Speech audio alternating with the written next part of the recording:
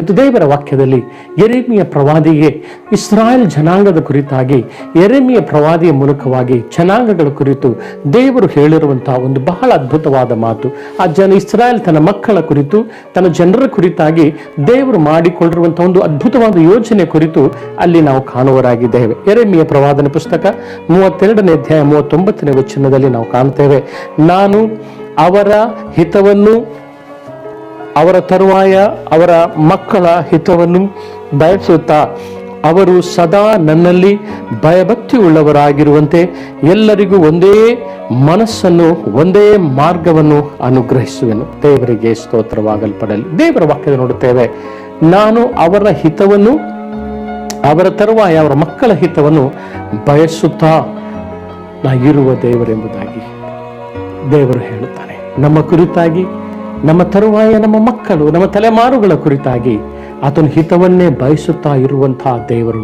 ಈ ಹಿತ ಇವತ್ತು ನನ್ನ ಜೀವಿತದಲ್ಲಿ, ನಮ್ಮ ತಲೆಮಾರುಗಳ ಜೀವಿತದಲ್ಲಿ, ನಮ್ಮ ಕುಟುಂಬ ಜೀವಿತದಲ್ಲಿ, ನಮ್ಮ ಮಕ್ಕಳ ಜೀವಿತದಲ್ಲಿ ಅದು ಕಾರ್ಯಗತವಾಗಬೇಕಾದರೆ ಆ ದೇವರು ತಾನು ಹೇಳ್ತಾನೆ, ಅವರು ಅಂದರೆ ದೇವರ ಮಕ್ಕಳು ಸದಾ ನನ್ನಲ್ಲಿ ಅವರು ಭಯಭಕ್ತಿ ಉಳ್ಳವರಾಗಿರುವಂತೆ ಎಲ್ಲರೂ ಒಂದೇ ಮನಸ್ಸುಳ್ಳವರಾಗಿ ಒಂದೇ ಮಾರ್ಗವನ್ನ ಆತನ ಅನುಸರಿಸುವಂತೆ ನಾನು ಅವರಿಗೆ ಅನುಗ್ರಹಿಸುತ್ತೇನೆ. ಒಂದೇ ಮನಸ್ಸು ದೇವರ ಮೇಲೆ ಇಡುವುದಕ್ಕಾಗಿ ದೇವರು ತಾನೇ ಅನುಗ್ರಹಿಸುವನಾಗಿದ್ದಾನೆ. ದೇವರಿಗೆ ಸ್ತೋತ್ರ.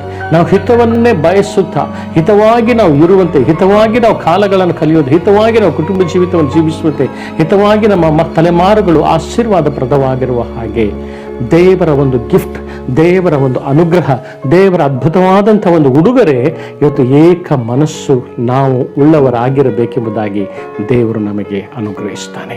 ಈ ಏಕ ಮನಸ್ಸು ದೇವರ ಮೇಲೆ ಇರದಂತೆ ಸೈತಾನನು ಅನೇಕ ದುಷ್ಟ ಕಾರ್ಯಗಳನ್ನು, ಅನೇಕ ಶೋಧನೆಗಳನ್ನು, ಅನೇಕ ಶರೀರಾಸೆಗಳನ್ನು, ಅನೇಕ ಸಾರಿ ಕಣ್ಣಿನಾಶೆಗಳನ್ನು, ಅನೇಕ ಸಾರಿ ಬದುಕು ಬಾಳಿನ ಡಂಬಗಳನ್ನು, ಅನೇಕ ಸಾರಿ ನಮ್ಮ ಸ್ಥಾನಮಾನಗಳನ್ನು, ಅನೇಕ ವಿತರಿತವಾಗಿರುವಂಥ ಸಂಗತಿಗಳನ್ನು ತಂದು ನಮ್ಮ ಮನಸ್ಸು ಗಲಿಬಿಲಿಗೊಂಡವರಾಗಿ ದೇವರ ಮೇಲೆ ನಾವು ಒಂದೇ ಮನಸ್ಸುಳ್ಳವರಾಗಿ ಇರದಂತೆ ಆ ಸೈತಾನನು ಮಾಡುವಂಥ ಉದ್ದೇಶವುಳ್ಳವನಾಗಿದ್ದಾನೆ. ಕಾರಣ ನಾವು ಒಂದೇ ಮನಸ್ಸುಳ್ಳವರಾಗಿ ನಾವು ಇರದೇ ಇದ್ದರೆ ನಮ್ಮ ಹಿತ, ನಮ್ಮ ಮಕ್ಕಳ ಹಿತವು ನಾವು ಅನುಭವಿಸದ ಹಾಗೆ ಮಾಡುವಂಥದ್ದು ಸೈತಾನನ ಗುರಿಯಾಗಲ್ಪಟ್ಟಿದೆ. ಆದ್ದರಿಂದ ದೇವರು ತನ್ನ ಮಕ್ಕಳಿಗೆ, ಇಸ್ರಾಯೇಲ್ ಜನರಿಗೆ, ಇವತ್ತು ಆತ್ಮಿಕ ಇಸ್ರಾಯೇಲರಾಗಿರುವಂಥ ನಮ್ಮ ಪ್ರತಿಯೊಬ್ಬೊಬ್ಬರ ಜೀವಿತದಲ್ಲಿ ನಮ್ಮ ಕುರಿತಾಗಿ, ನಮ್ಮ ಮಕ್ಕಳ ಕುರಿತಾಗಿ ಆತನ ಹಿತವನ್ನು ಬಯಸುವುದಕ್ಕಾಗಿ ನಾವು ಯಾವಾಗಲೂ ದೇವರಲ್ಲಿ ನಾವು ಭಯಭಕ್ತಿಯುಳ್ಳವರಾಗಿ ಒಂದೇ ಒಂದು ದೃಢವಾದ ಮನಸ್ಸು ನನಗೂ ನಮಗೂ ಇರುವ ಹಾಗೆ ಏಕ ಮನಸ್ಸನ್ನು ನಾವು ಹೊಂದಿಕೊಳ್ಳುವುದಕ್ಕಾಗಿ